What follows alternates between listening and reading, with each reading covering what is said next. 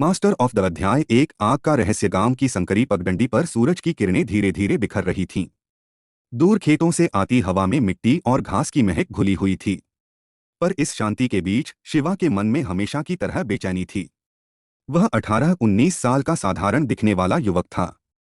साधारण इसलिए क्योंकि गांव वाले उसे हमेशा यही मानते थे, पर असलियत वह खुद भी नहीं जानता था।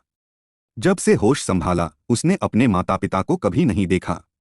उसकी परवरिश गांव के पुजारी ने की थी। लेकिन असली सवाल जो उसे हर रात सताता था, मैं कौन हूं? और मेरे अंदर ये अजीब आग आखिर क्यों भड़कती है?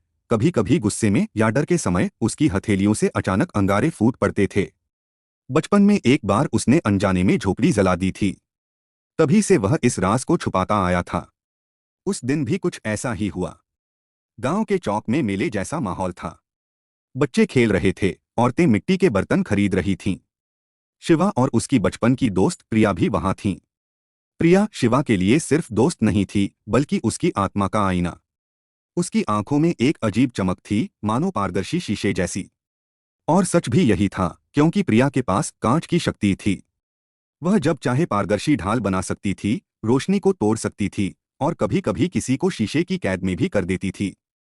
शिवा, प्रिया ने मुस्कुराते हुए पुकारा।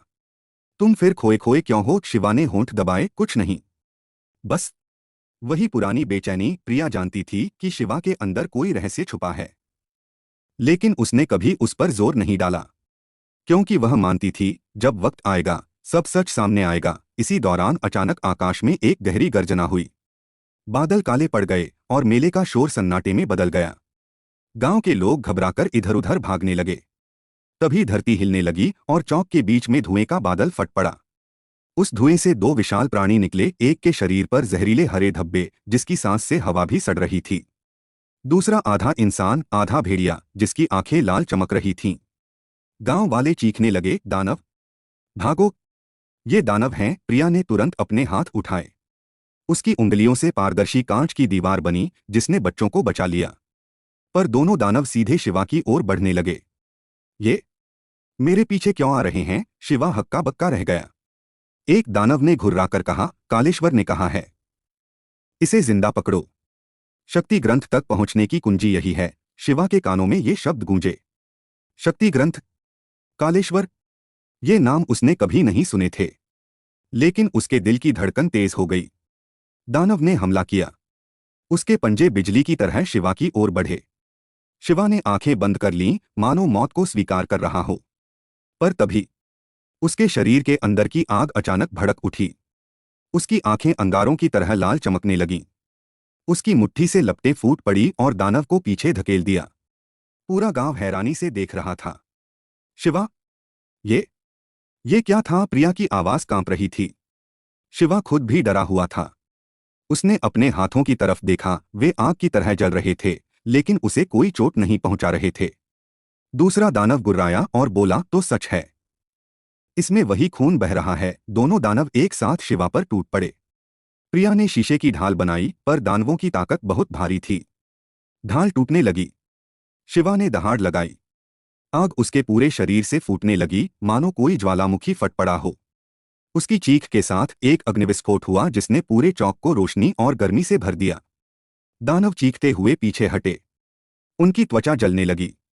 नहीं, इसे अभी नहीं मार सकते। कालेश्वर को इसकी जरूरत है। इतना कहकर दोनों धुएं में बदलकर गायब हो गए। गांव में खामोशी छा गई। लोग डरे सहम कर शिवा से दूर हटने लगे। ये इंसान नहीं, राक्षस है, कोई बोला। इसने अपनी असली शक्ल दिखाई है। शिवा का दिल टूट गया। वही लोग जो उसे अपना मानते थे, अब उससे डर रहे थे। प्रिया आगे बढ़ी और उसके हाथ थाम लिए। शिवा, सुनो, डर मत। ये तुम्हारी असली पहचान है। और शायद यही तुम्हारा भाग्य भी। शिवा की आंखों में सवाल थे। पर प्रिया, ये शक्ति कहां से आई? मेरे माता पिता कौन थे? और ये कालेश्वर आखिर है कौन? प्रिया ने गंभीर स्वर में कहा, शायद इन सवालों के जवाब शक्ति ग्रंथ में छुपे हैं। शिवा ने पहली बार उस नाम को महसूस किया। शक्ति ग्रंथ, ब्रह्मांड के रहस्यों की चाबी। और मैं उससे जुड़ा हुआ। उसके दिल में डर भी था, लेकिन कहीं गहराई में एक आग जल उठी थी। अगर यही मेरा भाग्य है, तो मैं इसे पूरा करूंगा।